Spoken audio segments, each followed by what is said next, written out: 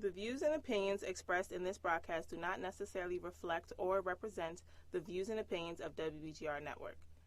It's your life. It's your life. It's your life. Your money with Breanna Colón. It's your life. It's your life. It's your life. Your money with Breanna Colón.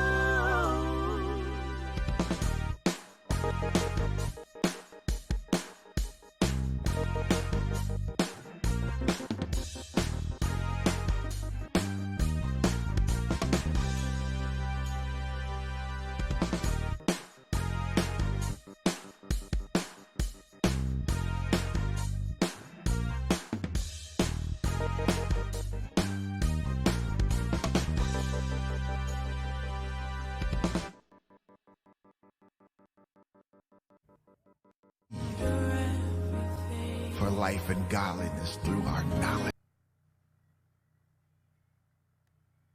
What's up, everybody? Hello. Welcome to the show. Thank you for joining me today. Your life, your money, your host, Breanna Colón, yours truly. So excited to be with you today.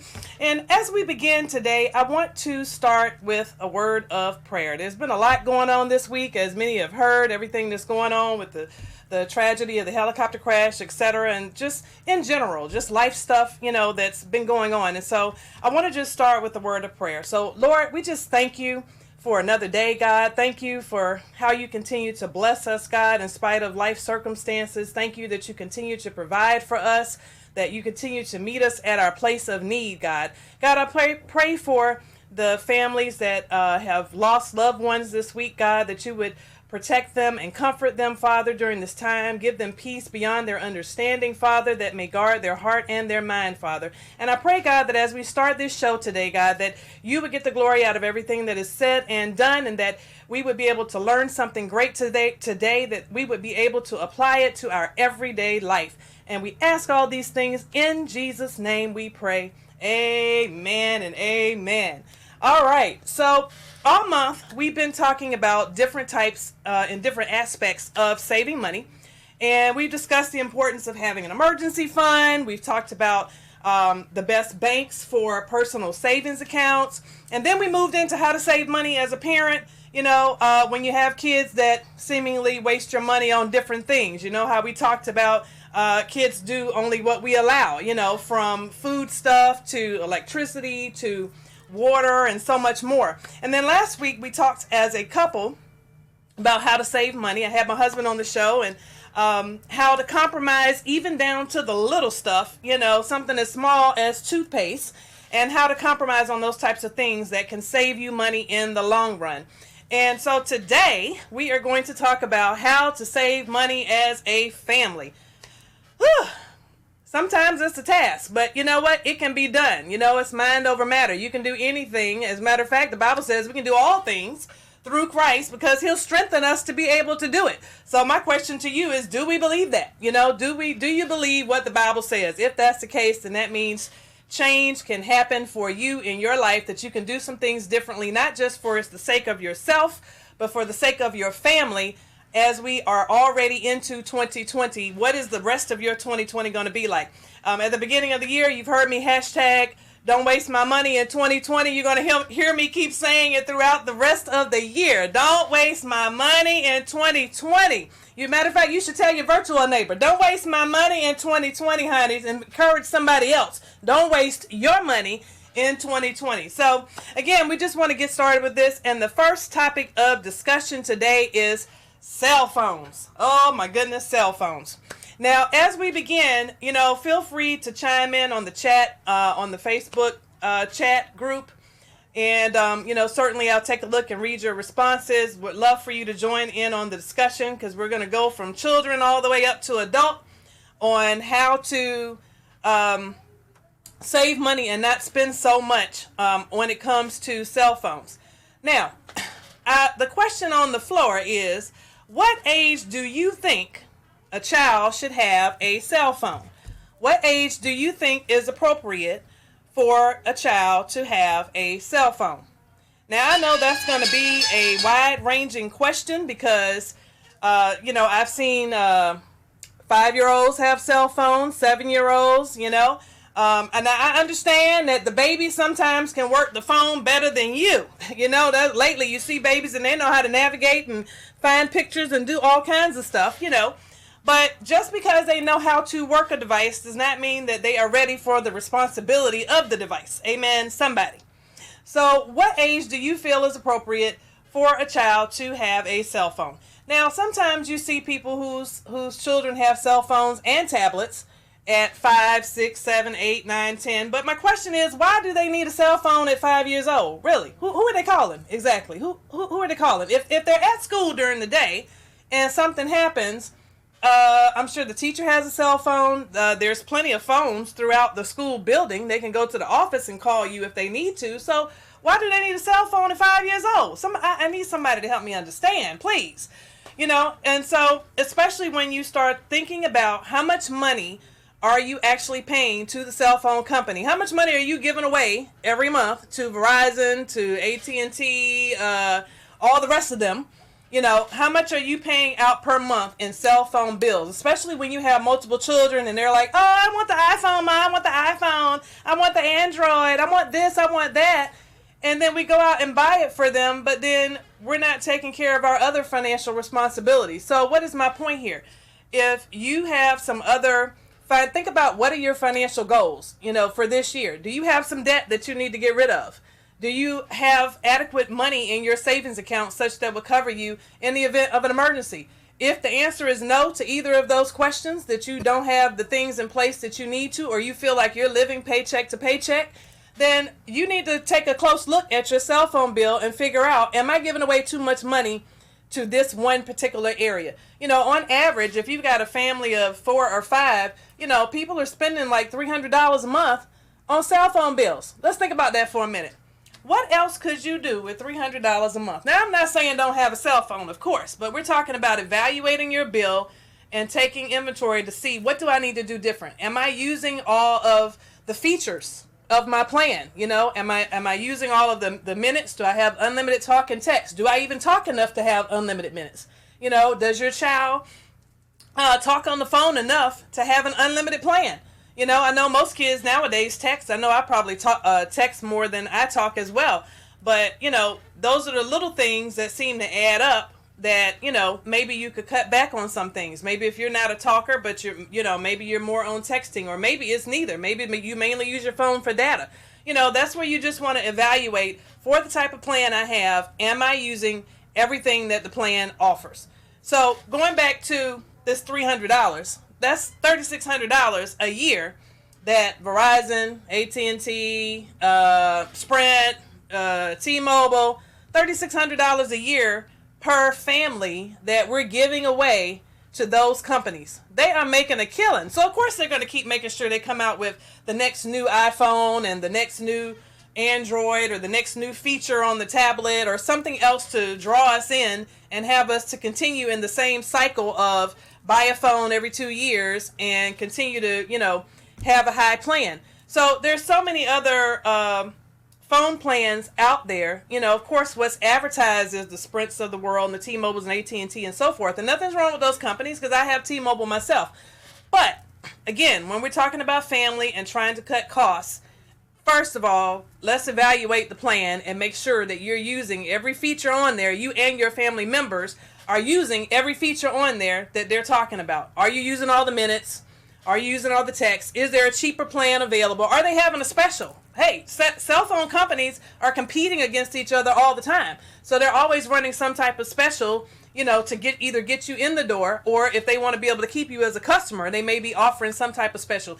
And you certainly don't know until you ask. So that's step one, is to make a phone call. Hey, look, I was just calling to see if you can help me trim my bill down some. And guess what? Sometimes if you're telling them that you're contemplating going to another company, suddenly and magically they come up with some type of special that, allows them to offer you something different. We just had this special the other day. It happened for me on the Verizon bill. I talked about that last week when I had to trim down my bill because I was paying for the bundle of, TV, internet, and phone, and how I didn't need all of those services anymore because I was switching over to Roku. So the same applies when it comes to cell phones, that it's important that you take a look at the varying plans and figure out, am I paying for what I need, or am I paying for something extra that I could be redirecting some of those funds to something else? So we're going to take a quick commercial break, and when we come back, more on the topic of cell phones, and we're going to take your comments in the chat room. Be right back. For life and godliness through our knowledge of him. I have everything.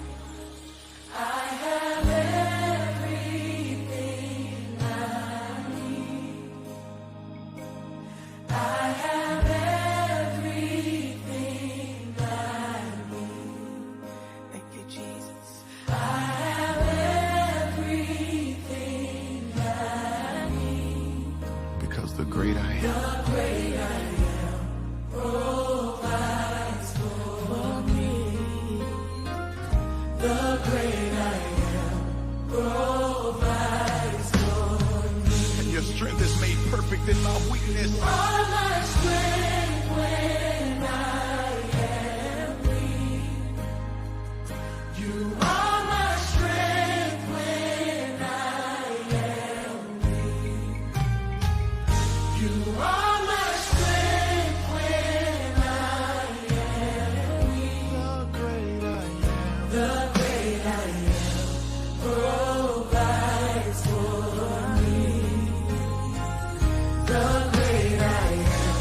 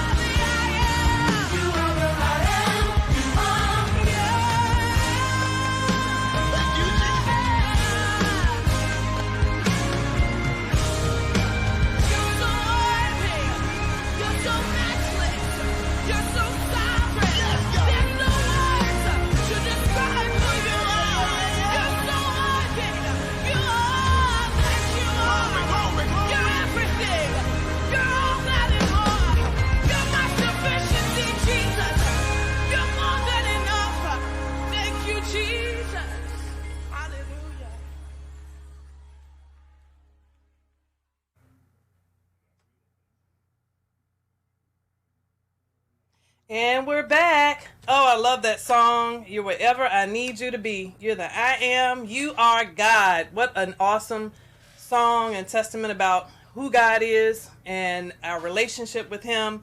Man, what an awesome song. So let's get back into this discussion about this cell phone business, and the kids. I saw that we had some parents that were chiming in on the in the chat room and just in agreement about responsibility when it comes to children and cell phones and using parental controls and that type of thing.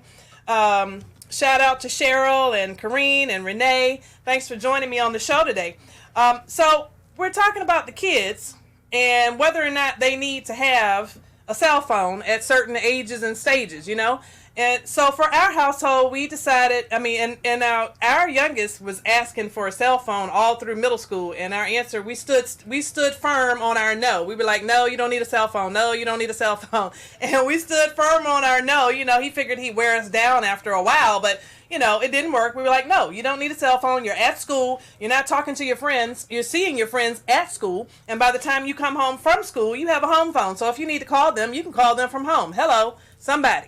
So what do you need a cell phone for in middle school, Now, I get it. Sometimes, now a lot of kids are busy with their activities after school, their sports and that type of thing to where, if mom and dad have to pick them up and that sort of thing, Now it's getting to where, as you start to get a little bit older, a cell phone does become necessary, or at least, I won't say necessary, but helpful from that standpoint to be able to reach your child. And so for us, for our family, we decided that once you go into high school, then, okay, you can have a cell phone at that point in time. Now, just because your child gets a cell phone, does that really mean they need an iPhone to start with? Just because... Johnny has an iPhone. Whose house do you live at? Are you at Johnny's house or are you at my house? I just need to know. Because if you need to go live with Johnny's parents so you can have an iPhone, then so be it. But at this house, you're not getting an iPhone. You know what I mean? So what happens is over time, I've noticed that parents will just continue to buy them the next phone, the next phone, the next phone. And some of the time, let's talk about how they break phones, I've seen parents, I've seen it on social media, where parents, and even in public, where parents will buy their child an expensive phone and then get upset with them if they break it. Well, you shouldn't have got them the phone to begin with. Hello, So we can't get upset if we're going to let them get a $600 phone and then they turn around and break it. We can't get upset with them if they drop it. That's our fault because we should have known that they weren't ready for that level of responsibility. So it's the same with buying a car. You don't start a child with a BMW, You start a child with a car that they can manage and learn responsibility first. So it is worth thinking and considering. For us, now we did for a while, we would let them pay for the upgrade. We weren't doing an upgrade like every 2 years, but we were doing upgrades here and there. And then we got, as you get older, you get wiser. And so now for us, we decided that in order for you to get an upgrade, you have to pay for it. Our kids are older now. Our older two are in college. And, so they have to have financial responsibility. So we're like, hey, there's nothing wrong with the phone that you have right now. So once this phone is the phone is paid off, so I'm trying to lower bills, not raise bills, okay? And so that being the case, if you want a phone upgrade, you have to pay for it yourself, that $29, $30 or whatever. So here's the thing. My youngest son decides, well, Mom, I really need a phone. Now, in his case, his phone actually only partially works. So his phone, he can text and he can talk, but it only works with certain types of phones. He's not able to call out to every person, and certain types of phones he can't the phone is just having technical issues. But as far as I'm concerned, I just need to be able to call you. I need to be able to text you that I'm coming to pick you up. Other than that, I don't care about the rest of the stuff. So even though his phone is partially working, guess what? Mom is not paying for an upgrade right now. That's just not happening. I'm sorry, you'll have to wait. And so he wanted to get an upgrade. He's like, well, Mom, I can pay for it. I can pay for the upgrade. The phone that he wants is $29 a month. And I'm like, okay, so how do you plan to pay for that exactly? Do you have a budget? So he does do some side work for a neighbor, and he makes $40 a month, $10 a week. So at $40 a month, you want me to be okay with you taking $29 of that $40 and applying it so that you can have a new cell phone. That does not make sense. He figures, hey, I don't have any bills. Like, what's the problem?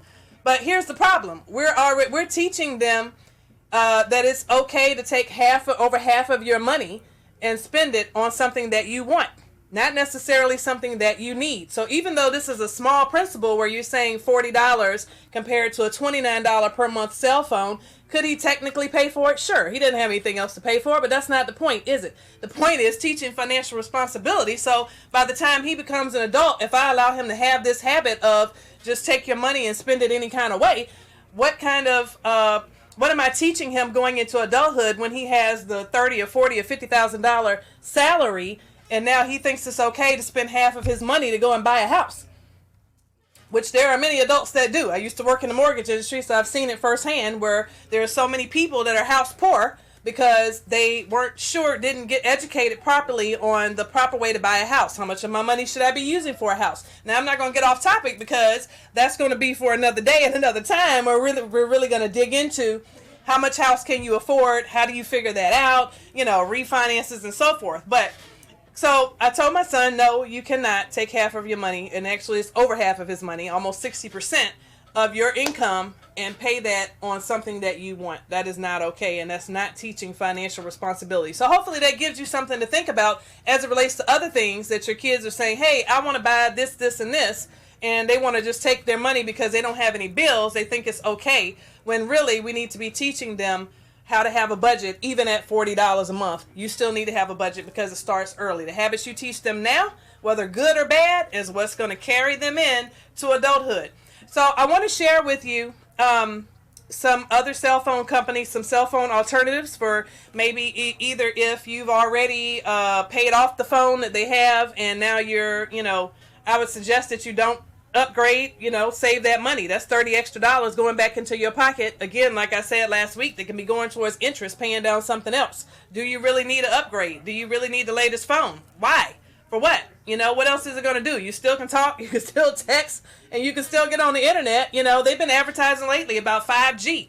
Do we need 5G? Do we really, really need 5G? I mean, was there anything wrong with 4G? I'm just saying. When it comes to priorities, you got to think about what's important. Then there's the issue of insurance. People are buying and paying for insurance on the phone. So now we get our child a $600 phone, and then we pay an extra $10 or $15 so they can have insurance for the phone on top of that. Why not just get them a cheaper phone and a cheaper plan to begin with and pocket some of that money and redirect it towards something more important? So just food for thought. So here's a couple of cell phone plans that I came across online. One is called Republic Wireless, and it's $15 per month. That sounds really good. I might need to change myself. $15 per month for Republic Wireless. So these options that I'm giving you are good for if you're just getting ready to buy your child a cell phone and you want to get them a plan. Then you want to be able to compare, okay, if I get them on my family plan, how much is that going to cost me versus if I just get them their own separate plan, which way is going to be more cost effective. So Republic Wireless, we're talking about $15 a month. That's pretty doggone good. And on that one, they don't have data, but they do have unlimited talk and text. Well, let me take that back. They have data, but the data is $5 extra per gigabyte. So you do pay extra to have the data. Now, I know the kids like to be on the phone, to Snapchat and all this other stuff. So I get that, but again, we're talking about beginner phone for some of the younger ones, where you just need to be able to talk to them and need to be able to text to them, and that's it. The most important things are taken care of. They can get on your phone sometime if they want to just, check something, surf the net or whatever. But anyway, $15 a month, Republic Wireless. So definitely check that out. There's another one called Project Fi, Fi, which that one is $20 a month. And with that one, you can do talk and text unlimited as well. Again, we're talking about beginner cell phones. So $20 per month. You can talk and you can text, and it's unlimited. The next one is called Ting, and that's Ting. Ting. Ting is only $6 a month, and that one is talk, where you can talk and pay as you go for text message. So again, when you're talking about just the basics of, I need to be able to call you, and you establish the rules of what the cell phones are, In some instances, for your older kids, it may not work as well if they have certain things going on to where they need to be able to access the internet and that type of thing. But for some of the younger ones, you know, it's worth considering. $6 a month is certainly affordable. That's Ting, Ting, Project Fi, Fi, $20 a month, and then $15 a month for Republic Wireless. So it looks like, let's see. Yes, Republic Wireless. Okay, so you have those 3 cell phone plans that you can certainly check out. And again, adults, you need to make sure that you're checking to see, are you using everything on your plan? And do you know what you're paying for? When's the last time you looked at your cell phone bill to see, you know, am I using everything on my plan? One of the first questions that I ask when I have customers that come in, and they're coming in for either for an assessment for either retirement planning or financial consulting, one of the questions I ask during the assessment is, are you willing to sacrifice? You know, now sometimes for some of them they're like, can you define the word sacrifice? What exactly do you mean by that? You know, and for some of them they're like, yeah, you know, I'll ask the question a little further, like, what would you be willing to sacrifice in order to get what you want? And I don't know in the beginning, you know, because I haven't seen anything, whether that's even a requirement or a necessity. But that's the question that you have to ask yourself. When I have certain financial goals that I'm trying to reach, maybe cell phone is an area where I need to consider trimming or cutting back on in order to have a better outcome, you know, with some of my financial future. So anyway, looking for your chats, and you chime in on the Facebook chat if you'd like to call in and get in on the discussion. The number here is 301-429-9247, or you can dial 301-306-7284. Again, that's 301-429-9247 or 301-306-7284. So now we want to get into car insurance as the next topic of discussion. With car insurance, are you paying too much? Let's start there. You know, there are the State Farms of the world, the Allstates, the Geicos, the Progressives. We are farmers. Dum, ba-dum, bum, bum, bum, bum. You know, you have all of these car insurance companies. And it's important to take an assessment or an evaluation, even with that, especially if you've been with them for a very long period of time. Again, just like cell phone companies compete, so do auto insurance companies. You know, everybody wants your business. So it's good to do an evaluation every so often, you know, maybe every 2 or 3 years or so, just to make sure that you're getting the most bang for your buck. Now, sometimes I know it gets a little difficult because maybe you're married to Allstate. Maybe you're married to State Farm because you've been with them for 15 years or whatever. But would it be worth it if you could cut $100 a month off of your auto insurance bill? Would that be worth it to you to make a switch in order for you to redirect that money into something more important? Maybe that's $100 more going into your retirement account. Would that be worth it? You know? And so with the auto insurance, a couple of things that you need to look at. What are your deductibles?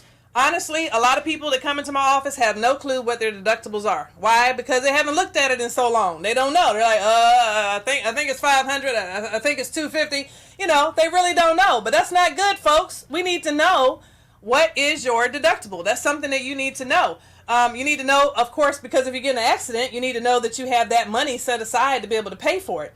But here's the deal. The higher the deductible, the lower the monthly cost. And the lower your deductible is, then the higher that you're going to pay per month. So if you have a $250 deductible, meaning that if you get into a car accident, then you have to pay $250 of the cost of getting everything repaired, then that means you're going to be paying higher per month on your auto insurance in order for you to only have to pay $250. And the same is the opposite. If you have a $1,000 deductible, then of course you're going to pay less per month, because if you get in an accident, now you have to pay the first $1,000 to get your car fixed. Now, which way should you do it is the question. It's not necessarily a right or wrong answer, but it really depends on where you are financially and how you're doing. So if you do not have any money saved, or you have very little money saved, because here's the thing, if you get into a car accident, it's an emergency. That's what emergency funds are for. So if you've got thousands of dollars sitting in your savings account and you have a $250 deductible, then you're wasting money with the auto insurance company. Let's think about this for a second. You're going to be driving for a really long time. If you're driving from, let's just round up to 20 for easy number's sake. Let's say you're driving from age 20 to age 70. That's 50 years that you're paying money to the auto insurance company. Are you okay with overpaying them for 50 years? I just want to know. Are you okay with that? Or should you take an evaluation and figure out, okay, now that I have $5,000 or $10,000 in my savings account, could I increase my deductible so that if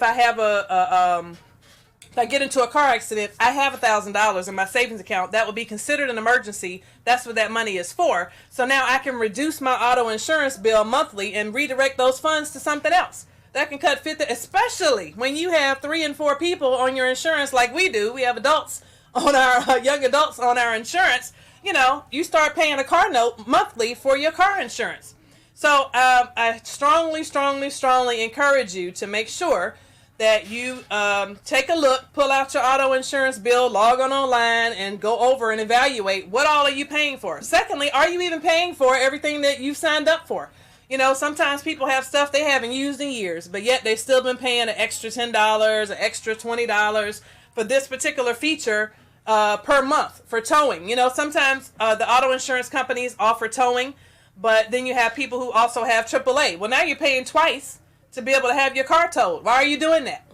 So that's why you have to evaluate. Do I want to keep the AAA and then take the towing package off of my auto insurance? Or do I want to do away with the AAA and just keep the towing on my auto? These are things that you absolutely have to look at and evaluate and figure out, are you wasting money? So even with the deductible, I mean, if you've got a good driving record and, obviously we never know when we're going to get into a car accident, but if you have a really good driving record and everything has been going well, then again, like I said, you want to look at, am I wasting money when it comes to my deductibles? Should I have a higher deductible? You could even have a $2,000 deductible. Again, it depends on how much money you have in your emergency fund. And you also have to look at what's the cost difference between a $250 deductible and a $1,000 deductible. How much am I going to save? And then look at a $1,000 deductible versus a $2,000 deductible. And the same applies to your homeowner's insurance, but I'll get on that topic in just a minute. The other thing that you want to look at with with your auto insurance, in addition to the deductibles, you want to check around. Like I said, the companies compete against each other. So the rate that you're paying, for some people, their rates have gone up over time. And I know for us, we're with USAA, and USAA has gone up on the auto insurance just because. It wasn't because we got into a car accident or we did anything special. I called and asked. They're like, oh, yeah, your bill went up. And I'm like, well, why? And they're like, oh, yeah, well, we just, we raised our rates or whatever. And I'm like, okay. So I might have to raise my hand to another company and decide to make a move. So it's important for you to take a look. I would suggest that you check with 2 to 3 companies. So check with maybe Geico, Allstate, depending on what company you're with. Check 2 or 3 companies, because then you can see, am I getting what am I getting the most bang for my buck with what I'm paying for, or am I needing to make a change where I can actually cut $50 off of here, $50 off of there, etc. So definitely something for you guys to consider. When it comes to homeowners insurance, it's the same thing. Those deductibles can be high or they can be low. And the same applies. If you were to, for as long as you own a house, we know you're going to have a house at least 30 years, right? For most people. If you're going to have the house for 30 years, then during that 30-year window, how much money are you paying on homeowners insurance? And are you using everything that the homeowners insurance, is offering? Are those things applicable and valuable to you at this time and at this age and stage? So it's important to take a look at it and see, well, maybe I need to have a different company for my homeowner's insurance. Maybe I'm paying too much. It used to be that for some houses it's $40 to $50 a month, and for others it's like $100 to $200 a month, depending on the size of your house, depending on where you live, and whether you're in a flood zone, and all of those types of things. So if you haven't looked at your homeowner's insurance in a while, it's probably time for you to take advantage and pull it out, look at it, make sure you understand it. And then, like I said, check with a couple of companies to see, am I due for a change? Can I cut $50 off of this and, save myself some money? So coming up soon. Oh, let me check the chat room, see if anybody's chiming in. I do see we have some comments here, so let me take a look. Shout out to Kim. Hello, Kim. Teresa says it's very, very important, and she agrees with me about this auto insurance, that sometimes we could be spending too much. And, you know, she's agreeing with some of the stuff that we've been talking about here, and says that we have to stay safe and know where our babies are at all times too. Yep, absolutely. Absolutely. So, yeah, so like I said, definitely we want to make sure that you're taking a look at all these things. And hopefully these are going to open up your mind to some other things, to say, okay, well, maybe just like she's talking about auto insurance and homeowners insurance, let me go down my list of bills and see what else I need to be trimming back or cutting back on. You know, sometimes it's subscriptions, you know, gym memberships. You know, are you using all of the membership for the gym? Are you going to the gym? First of all, let's start there. You know, I just had a client tell me the other day that they were going to cancel their gym membership, and I said, well, why? Because I'm not going. You know, now, true enough, we all need to get in the gym, not for because you need to lose weight per se, but just because it's for good health. But of course, you can exercise at home too and cut that expense, especially if you're not using it. But I've met people who have been paying for subscriptions, whether that's Amazon or iTunes or whatever it is, and they're not even using it. So they're wasting money, and been wasting money for who knows how long, 2 or 3 years of $30, you know, $10, $11.99. You know, so if you have certain subscriptions, you might want to look, if it's been coming out automatically, which we know they all do, then you need to look and see for all of these subscriptions, how much are you able to trim back? Are you using these subscriptions? Are you using all of them, you know? And if you're not, could you be redirecting those funds somewhere else? So coming up soon, we're going to be taking a break, but again, continuing to take your calls. If you'd like to call in, the number is 301-429-9247 or 301-306-7284. We're going to take a quick break. I have a quick video for you to watch on the KTC challenge, and then we're going to come right back.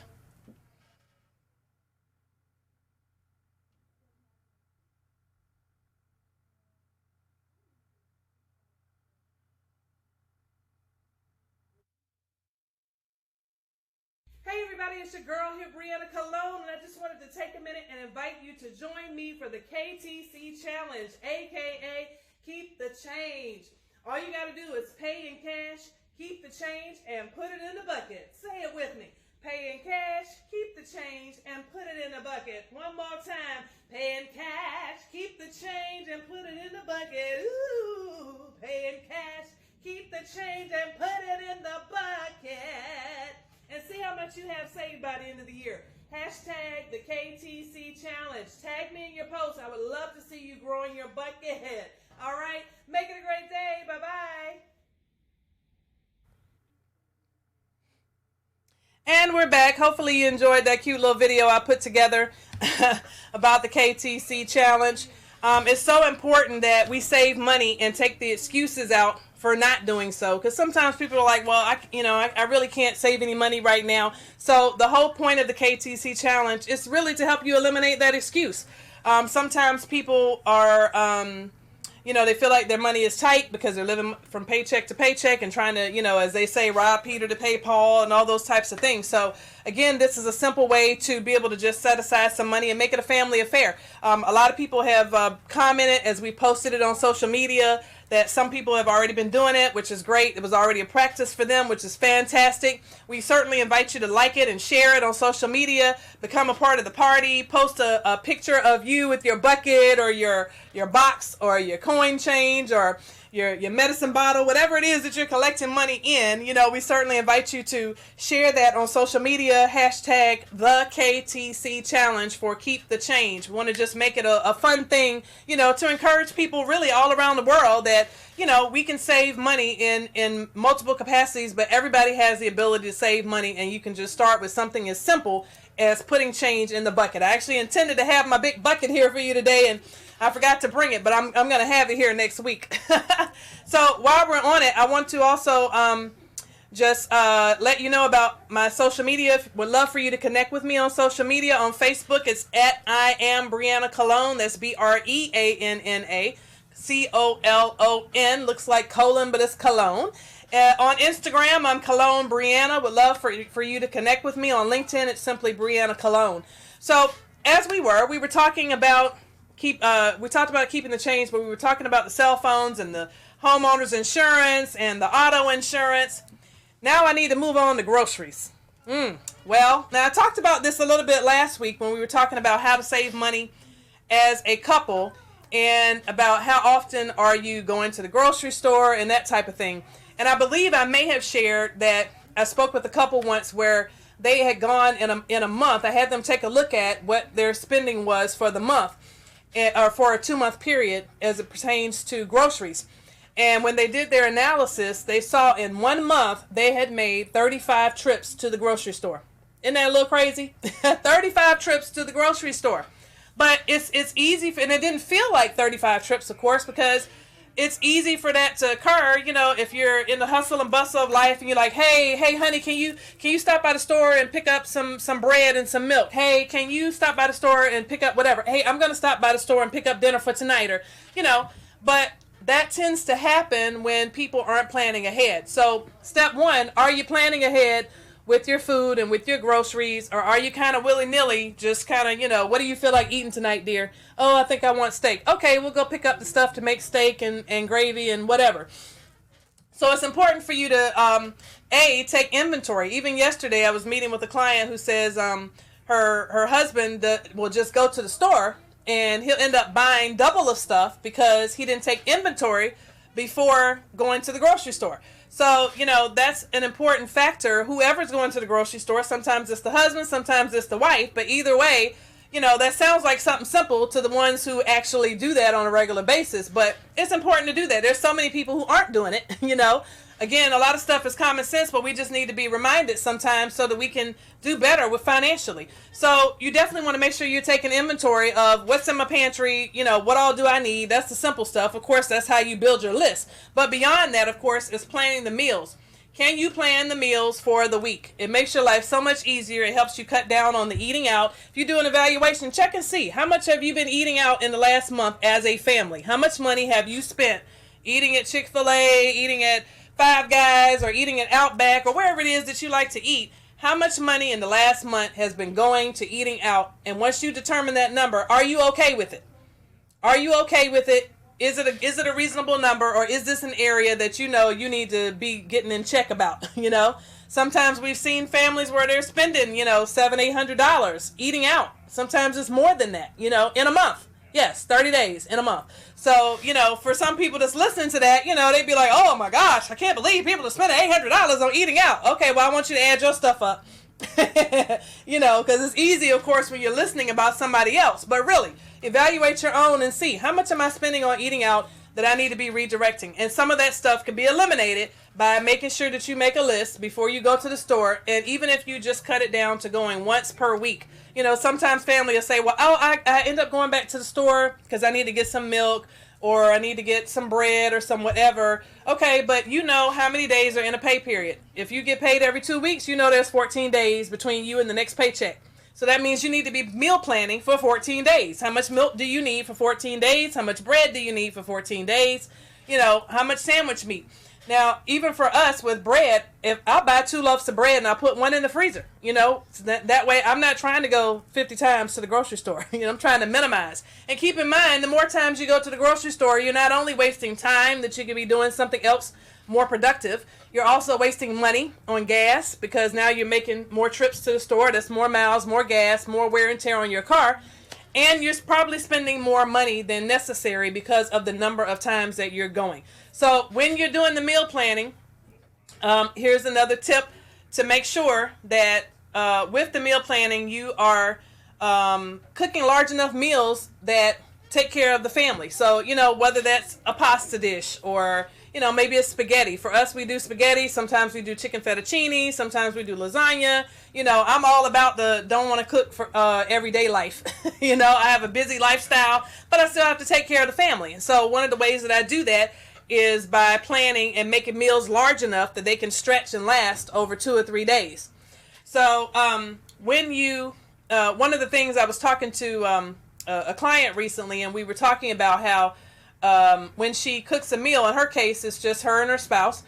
Their kids are older, and when they go to the grocery store, and she'll go and buy the meals that are needed, but then when she cooks, let's say she's cooking spaghetti, maybe they'll have spaghetti for that time, and then they end up with quite a bit of it left over because they're not eating enough, leftovers, or maybe she made too much. So she has been freezing it, which is great, but she's freezing the whole lump sum. Well, then they get ready to have another meal again later, maybe a week or two later. She pulls this out and says, hey, I think I want to have spaghetti tonight. What happens in those times where your spouse is like, well, I'm not really feeling spaghetti tonight. I think I want something else, What do you do in those times? Do they just go out to eat, or is there an alternative? How do you fix those little things? Because everybody's not going to always want the same thing all the time. And especially when it's you and your spouse, sometimes you got to compromise. Sometimes it just is what it is.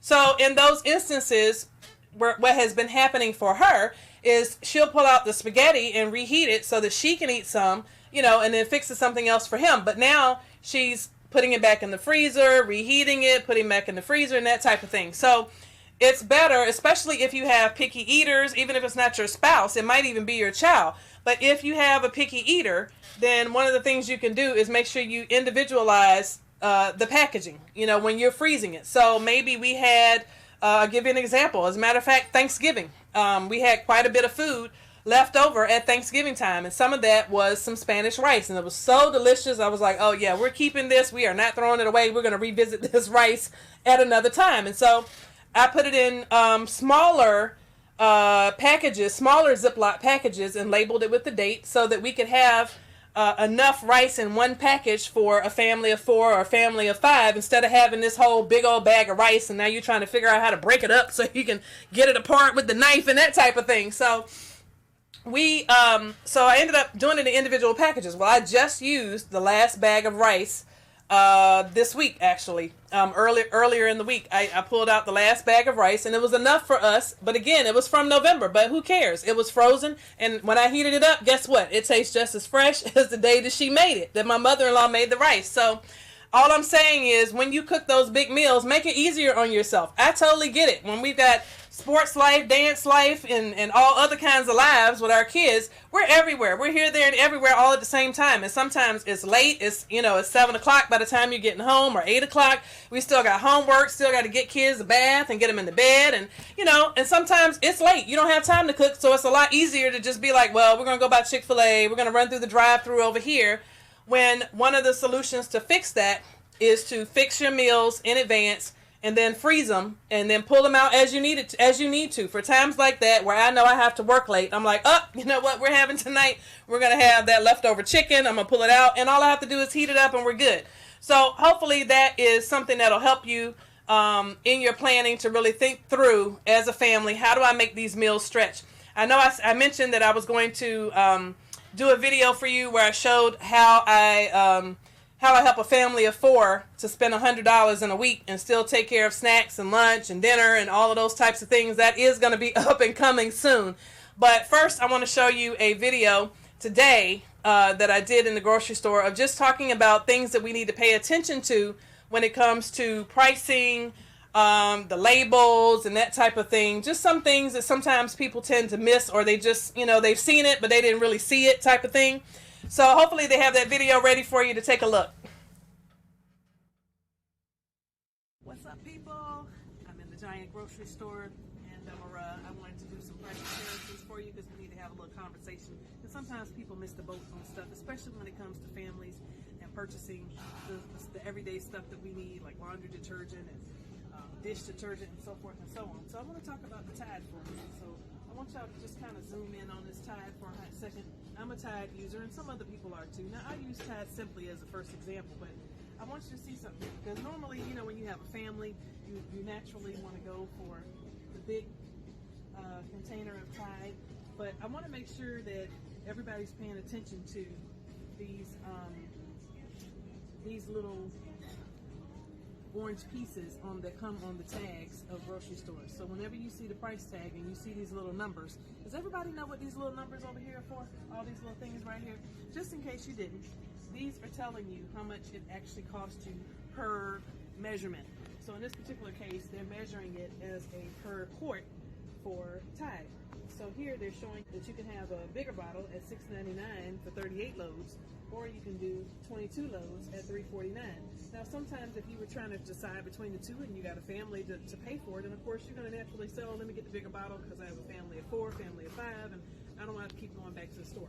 However, you are wasting a little bit of money, because if you look a little bit closer, you'll see that you're paying $3.28 per quart if you get the little one, versus $3.73 per quart if you get the bigger one. So you are in fact paying more for the bigger one, not just because it's bigger, but they're also charging you more per quart. So you actually come out better getting 2 of these, which will cost you the same $7, $6.99, when you end up with 44 loads of laundry detergent versus the same $7, 38 loads. Which one do you want? You want 44 loads or you want 38 loads? I think that's a no-brainer. What y'all think?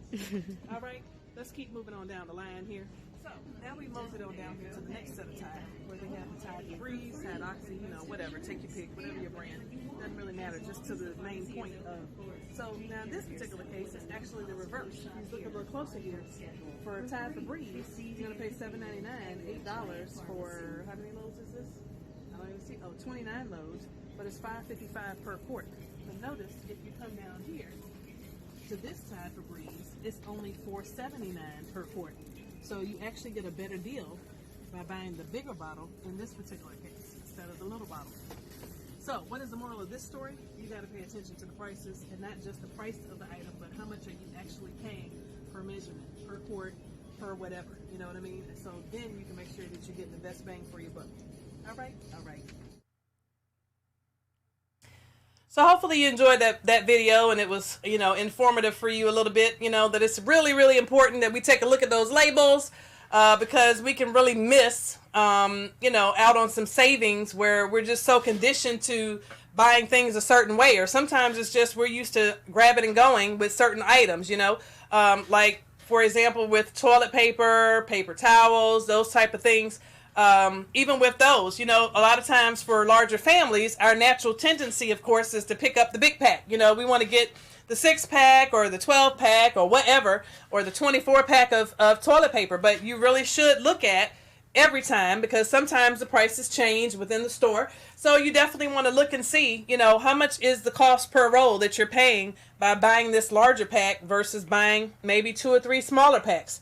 A lot of times we miss out on the deals, for just not paying attention, or, we're just used to doing things the way we're used to doing them, or sometimes it's the sales paper where they'll advertise, hey, you can get this big bulk of whatever for this particular price. And I've looked at a lot of the sales papers, and sometimes the price, even though it's a sales price, sometimes it's the price that it should have been before sale. They call it maybe, this price is down to $9.99. And maybe $9.99 is what it should have been anyway before it even got on sale. So it's really, really important to, make sure that you're paying attention to those labels, especially when you go to Sam's Club, Costco, all of the places where you can buy stuff in bulk, BJ's. I don't personally have a membership to any of those, but I have been in there recently. And I was doing some price comparisons to see, compared to what I'm used to paying for this particular item or that particular item, how much more would I save if I buy it in this particular store? And in some cases, there were some items, I will say, and I'll probably do a video about it at some point, because there are some items that were a little cheaper. For example, the water. For those of you that purchase water bottles in your house, as opposed to, getting the water off the refrigerator or whatever, sometimes people prefer to buy water bottles. Sometimes you can get those cheaper if you buy certain brands within the store. Now, for me, it's important to look at the pH level in the water, and I won't get into a whole health discussion about that, but the higher the pH level, the better the water is for you. And so I started, looking it up to see, because typically we will buy Deer Park water for our house. And so I went into, I think it was Costco I was in, and the Costco brand water, I've forgotten the actual name of the brand, but that particular brand of water was substantially cheaper. So immediately I'm thinking to myself, okay, well, if it's cheaper, does that mean the quality is not as good and that type of thing, And I looked up the pH level, and the pH level was actually higher than that of Deer Park. I was really surprised. So I started picking it up and picked it up in large quantity because of the price. So it's important to pay attention to even the little things like that from one brand to another. Just because it's not a brand that you recognize or a brand that you know does not necessarily make it less in quality. It actually might still be good for you. And so you might find that you come out better on the opposite end. Even with Walmart, sometimes Walmart will have better prices than the regular grocery store. But of course, as you know, you have to be careful with Walmart because you go in there and you go for 2-3 things and you come out with how many? 15 or 20. I've talked about that before. So Walmart will have you caught up. So anyway, just folks, like I said, make sure it's important for you to read the labels. Again, hopefully, I want to just take a minute and thank everyone that's been watching the show. I really appreciate you guys' support. Hopefully, you're also gaining some valuable information that you're able to apply to your everyday life. Hopefully, you're liking and sharing the show with others so we can, spread the word that, hey, your life, your money is on the air. A couple of things I did want to also share. Just a reminder about the KTC Challenge. Again, if you're just tuning in, you want to make sure that you get in on that. Post a picture on social media of you with your bucket, with your box, or whatever it is that you keep coins in, and see how much money you're able to save between now and the end of January, that you can be using those funds for, whether that's starting your emergency fund or whether it's helping to pay for your oil change or paying for your Christmas gifts, paying for somebody's birthday, or maybe it's a small weekend getaway for you. You never know. The money can be used in a whole lot of different ways, but the point is to get started somewhere and be able to have that, and also to encourage your kids to do the same. Even if they're, 5 or 10 years old, give them an allowance and allow them to use part of that allowance, pay cash for stuff, get the change, and allow them to start collecting money too. It can be a fun thing for the family, but certainly if you are going to do it, we want you to hashtag and get on the party. Hashtag the KTC Challenge. Hashtag the KTC Challenge. Again, I do invite you to follow me on social media at I am Breanna Colón on Facebook, Colón Breanna on Instagram, and on LinkedIn it's Breanna Colón. Some of the upcoming shows that we have in the coming months, we're going to be talking about how your health affects your wealth. That's going to be a great topic. We're going to have some doctors, some nutritionists on the show to talk about all those types of things on how our health affects our wealth. We're also going to do some shows about the housing, about preparing to buy a home, everything you need to know as it pertains to that when it comes to the title company, how to pick a real estate agent, how to pick a good mortgage company. We're also going to help you with the mortgage loan process, whether you should refinance, what about home equity lines of credit. We're going to be talking about getting out of debt, what are the different options. We're going to talk about student loan debt, how to get rid of that student loan debt, how to get rid of your house. We're going to be talking about retirement. You name it, we're going to be hitting that financial topic that's important to you. So again, thank you guys so much for watching the show. I so appreciate you. Go out and have a wonderful day and tell somebody else, don't waste my money in 2020. All right, love you guys. Bye-bye.